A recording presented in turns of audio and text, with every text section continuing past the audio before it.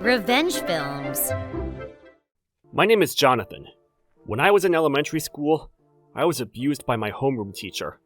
That teacher was a man named Mr. Harrison, and he was in charge of our class. I was still a little elementary school kid, and I couldn't understand why my teacher hated me so much. He was always only picking on me, and every day at school was a nightmare. For example, during class, he would call on me, and only me, for the most difficult problems, and tried to make me solve them in front of the entire class. Of course, I wouldn't be able to, and he would always make me stand in the back of the class. This happened almost every day. He would also call me stupid in front of the entire class, and the rest of the kids would laugh along with him. I really hated Mr. Harrison. Amongst all of his abuse, the most psychologically painful incident was when one day, there was a big commotion that one of the students was missing an envelope full of money. As everybody in the school was looking for it, all of a sudden, Mr. Harrison said in front of everyone that I was the one who took it, and he made me stand in front of the student body. And then Mr. Harrison said to me, "Take off all your clothes right here, right now, in front of everybody, and prove that you don't have it." I was shocked by what he was asking me to do in front of so many people, and so I shook my head and tried to say no. However, I was still in elementary school, and to a little kid like me, I couldn't go against what a teacher was demanding me to do. So I had no choice but to take off my clothes in front of everybody. I was down to my underwear, and they checked everything, including all of my pockets. But of course they didn't find anything, because I hadn't stolen the money at all. Even if I was still a young kid, of course there were girls in the school standing there, staring at me, and I was so embarrassed that I wanted to run away on the spot. But instead of apologizing for making me strip off all of my clothes, the teacher instead laughed at me in front of everybody. And then with a smile on his face, he said, "You can go back to your seat now, Jonathan." That was all he said, and he never apologized for it. After that, they ended up finding the envelope of money deep in the bag of the student that thought she lost it. Ever since that day, I was never able to forget the trauma of that experience, and I grew up to become an adult. What actually happened was that I was so embarrassed after the incident that I was no longer able to go to school. I couldn't tell my parents what happened to me either, but when I got to middle school, I chose to go to a slightly farther one. Because I was able to go to a different school with different students, I was able to enjoy school again, and I got through high school and also graduated from college. Nobody knew about what happened to me in elementary school, and I was able to have a normal college life.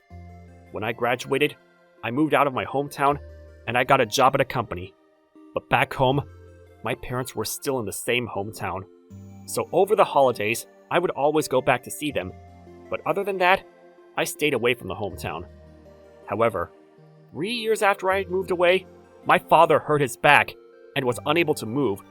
He said that there were things that he needed to do for work no matter what, so I felt like I had no choice but to go support him. I explained the situation to my company, and I went back home to spend a month with my parents. My father was the owner of a convenience store, and because I used to work there part-time, I had a pretty good understanding of all the work that needed to be done. Of course, because I also knew how to do the accounting and everything, I ended up taking over from my dad and doing all of his work while he was unable to move. And then, right around that time, as I was walking around town, I realized that the local elections were happening. However, when I saw the photo of the person running for office, I was shocked! To my disbelief, that teacher that had abused me back when I was in elementary school had resigned from being a teacher and was running for the local government office! Opposite the poster that I saw, Mr. Harrison himself was there, putting on a show for the local community. I instantly hid behind a pole, and I watched as Mr. Harrison was smiling and showing affection towards those around him. He started saying that when he was a teacher, he was popular and loved by all of the students. He said that the classroom was always filled with laughter, and that he loved raising the next generation. When I heard that, I wanted to throw up. I never wanted to see him again in my life, nor did I want to get involved, so I ran away from the scene. However, it was right outside of the convenience store, so I could hear all of the election campaign comments, and to be honest, it was traumatizing. I was of course worried about my father's well-being, but if this is what I was going to have to deal with, To be honest, some days, I wished I hadn't come home. One day, my former teacher's election campaign staff came into my convenience store to buy lunch. At that time, there were other staff members around, and I became worried that Mr. Harrison himself might come in. So I left the shop to my staff, and I ran to the back office to do some computer work. However, from the office, I could overhear their conversations. As it turns out, apparently, Mr. Harrison's former students were going to be giving speeches to talk about what kind of a person Mr. Harrison was in one of the big lecture halls in town. At the time, I was wondering who on earth would want to give a speech about a person like that, and I went on with my work. But a few days later, I was asked to make a delivery to a certain place.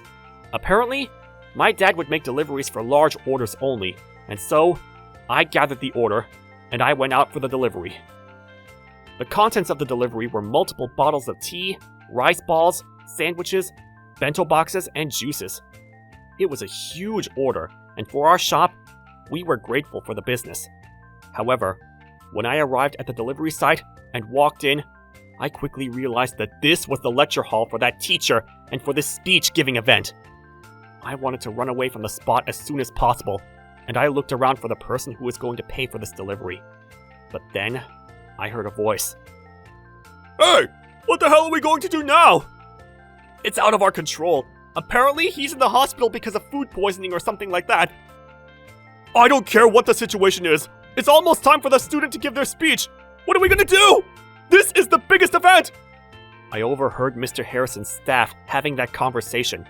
It seemed like the person who was meant to give the speech today was no longer able to come, but that was none of my business. I was able to find the person who was in charge of the payment, so I received the money and was counting the cash when suddenly he said, "Wait a minute, isn't your name Jonathan? Jonathan, and you went to Scott Elementary School, right?" "What? Yes." "Well, that's perfect! Hey, can you give the speech?"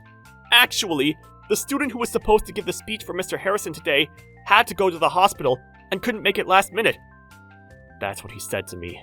But he must be joking. Why on earth should I have to give a speech for someone like that after everything that he did to me? Besides, I only had memories of being bullied by him, so what kind of speech would I have to give anyway?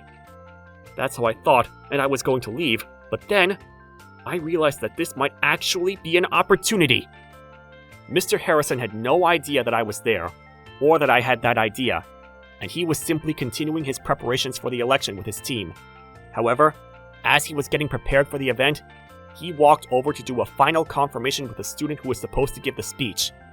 And then when Mr. Harrison saw my face, he instantly turned pale. "Jonathan? What are you doing here?" "What do you mean?"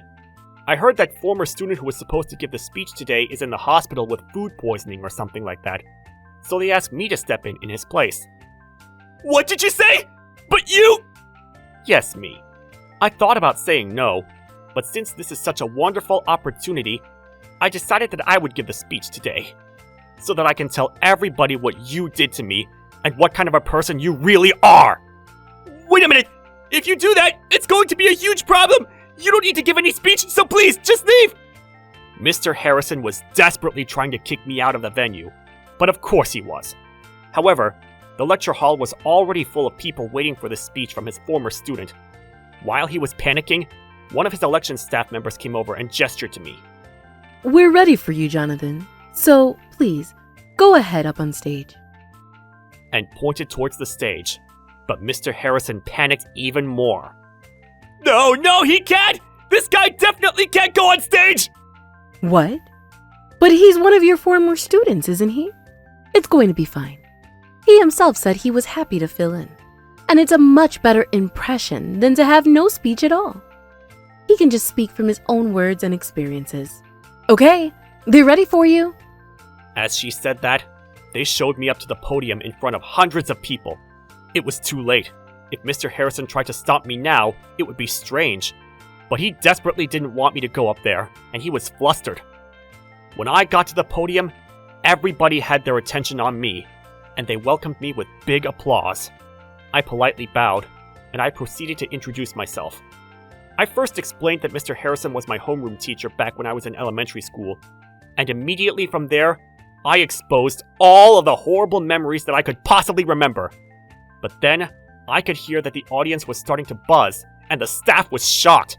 I could see Mr. Harrison out of the corner of my eye, completely pale, with his head in his hands. The staff tried to get me to come down from the podium, but I continued to say everything that the teacher did to me, until the very end of my speech. But then, from the audience in the lecture hall, I started to hear voices that sympathized with me from left and right, and then, more and more, people started booing at Mr. Harrison. After that, Mr. Harrison's reputation and the community trust in him went straight to hell! And of course, he lost the election. Not only that, but the fact that he was bullying me back then was exposed to hundreds of people, and Mr. Harrison was being bashed by the community.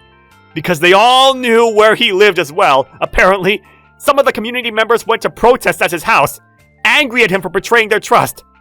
Because he was running for the local government office, his face was of course famous around the town. However, after his true nature was exposed, he was no longer able to go outside or walk around anywhere without somebody recognizing him and bashing him. I heard that he ran out of town in the middle of the night, never to be seen again. As for me, after I gave this speech, people found out that I had been bullied by my teacher, and people started to recognize me as well. But since I was only home for a limited time to help my dad after he hurt his back, as soon as I left, I no longer had to hear anything about it. Well, when my parents heard what Mr. Harrison had done to me, they said that they were going to sue him. But it had already been many years, and I felt like I was finally able to get my redemption from him. So I was satisfied. After he lost the election, Mr. Harrison tried to get a job, but after I exposed his bullying, he wasn't able to get hired by any school. I heard that he's now working part-time jobs and living in a tiny apartment to try to make ends meet. Because he had become somewhat of a celebrity, I heard that now he's having to hide his face and live a sad life. Take that, Mr. Harrison! Ever since I was bullied so much in elementary school by my teacher, all these years, it had left a deep scar inside of me. But this time, after a series of coincidences, I was able to serve him with karma, and I felt a huge weight lifted off of my shoulders. How was today's video? If you enjoyed it, please subscribe, like, and leave a comment. Stay tuned for more.